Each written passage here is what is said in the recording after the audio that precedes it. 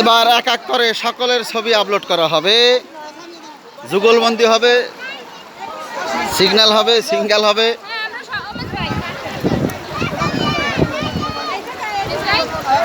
অবশেষে আমার সোনা পাখি ছাতিদার খোঁজ পাওয়া গেল।